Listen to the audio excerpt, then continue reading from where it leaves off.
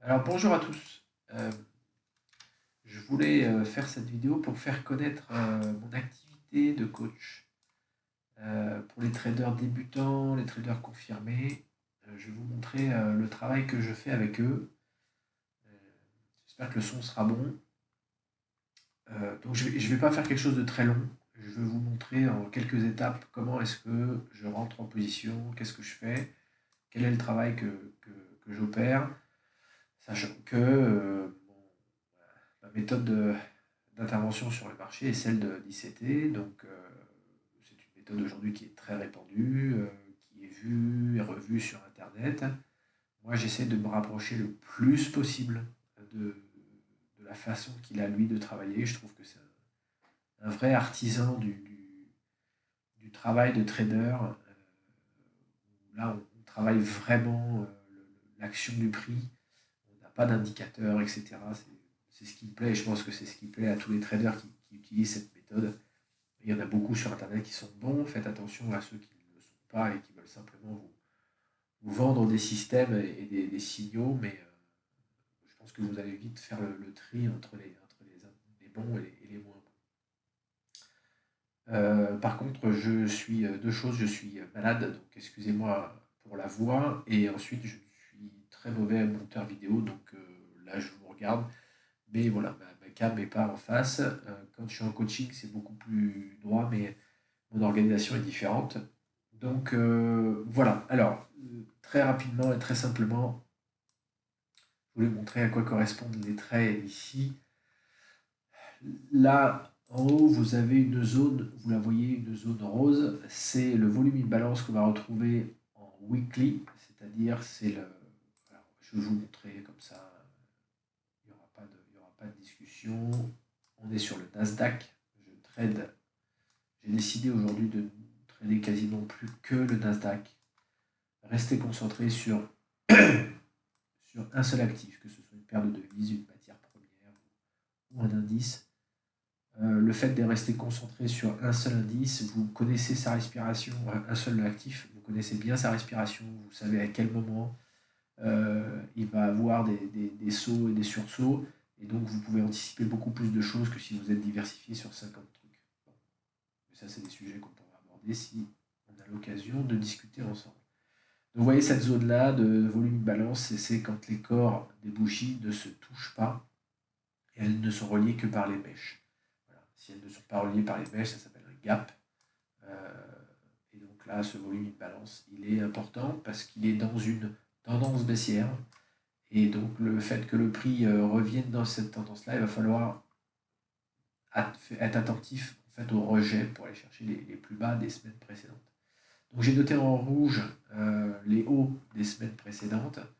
Bon, je passe rapidement sur les analyses graphiques, mais je vais prendre ma position en M1. Moi, généralement, pourquoi M1 ou M3 ou M5? Parce que j'ai pas envie de rester longtemps dans le trade, donc j'ai envie d'avoir une entrée assez chirurgicale et un temps sur les graphiques assez restreint.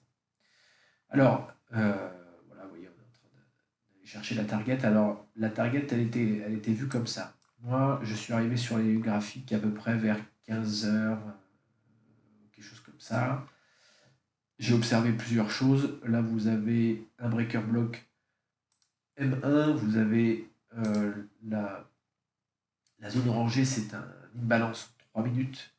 Et vous avez un autre volume imbalance, celui qu'on a vu en weekly, vous en avez un nouveau aussi qui est là en N1. Donc vous voyez, en fait, les corps des bougies ne se touchent pas.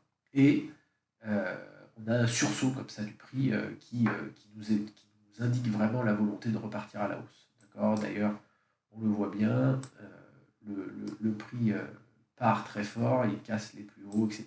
Il revient, il retrace et il repart. Donc, moi, je suis rentré, comme vous le voyez là sur la flèche ici, on la voit très bien là, la petite flèche bleue ici. Je suis rentré à cet endroit-là. J'ai mis un stop vers cet endroit-là aussi, alors que c'était un stop assez large, j'avoue, j'aurais pu très bien le mettre ici et être plus tranquille et faire mon x2 assez rapidement, mais je voulais être assez tranquille. J'ai eu un léger drawdown et ensuite, quand on arrive sur cette buy side liquidity, enfin cette minor là, cette mineur ici, j'ai voulu commencer à prendre un encaissement, puis un second là, vous les voyez avec les flèches rosées là. Et ensuite, j'ai monté comment dire, mon stop à cet endroit-là quand la bougie s'est envolée, pensant qu'elle allait toucher ma target qui est donc le plus haut de la semaine précédente, pas la semaine dernière, mais la semaine d'avant. Et vous voyez que le prix, en fait, après avoir retracé, est venu la toucher. Moi, j'ai voulu sortir là parce que je voulais plus faire partie. Je pensais que si le prix revenait, il allait partir de cette façon-là, là, vous voyez, en accumulation. Et on voit bien cette zone d'accumulation. Euh, alors, je voulais plus en faire partie parce que ça devenait trop long, hein. Là, vous voyez déjà, on est à 1, 2, 3, 4, 5, 6, 7, 8, 9, 10, 11, 12, 13, 14, 15, 16, 17. Enfin, je suis resté une vingtaine de minutes dans le trade. Alors, vous voyez, on a un gain de 435 €. C'est quand même pas mal sur les 20 minutes, sachant qu'on est sur un compte, Apex, d'évaluation de 100 000 € avec comment ça s'appelle, avec le stop statique. Donc l'idée c'est de monter à 2000 $ le compte pour valider le challenge. Voilà, j'ai voulu prendre statique parce que je trouvais que c'était difficile au début. Il faut y aller doucement, mais par contre, après vous n'avez que 600 € de. Enfin, vous êtes en sécurité parce que votre stop ne vous suit pas. Alors là, on pourrait tout à fait observer, hein, si vous voulez, une phase de PO3. Je ne sais pas si vous êtes familier avec ça. Une phase d'accumulation de manipulation. On va le faire, on va le mettre comme ça. Tiens, et après, on a la distribution et qui va repartir vers le bas. Mais là, il faudrait voir d'autres informations arriver avant ça. Il faut que ça prenne la liquidité, etc. Bon. Voilà comment est-ce que j'opère. Moi, j'accompagne des traders, je vous l'ai dit, débutants et confirmés à différents niveaux. D'abord, pour les débutants, leur apprendre à manipuler le graphique, à regarder un peu tout ce qu'il faut voir. C'est des séances qui durent généralement 1 heure. Et je les accompagne aussi côté coaching mental, parce que le trading, pour ceux qui le savent et qui ont déjà expérimenté, la majeure partie du travail que vous avez à faire est mental sur le trading.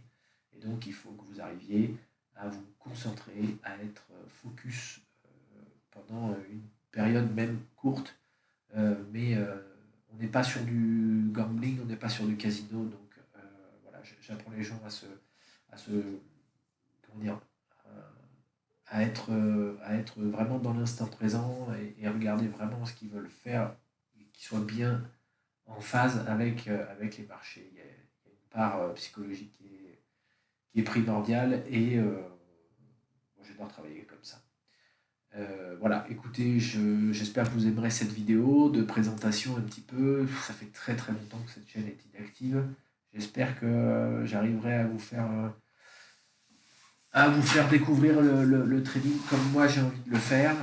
Et puis, n'hésitez pas à liker la vidéo. Je vous dis à très bientôt. Allez, au revoir.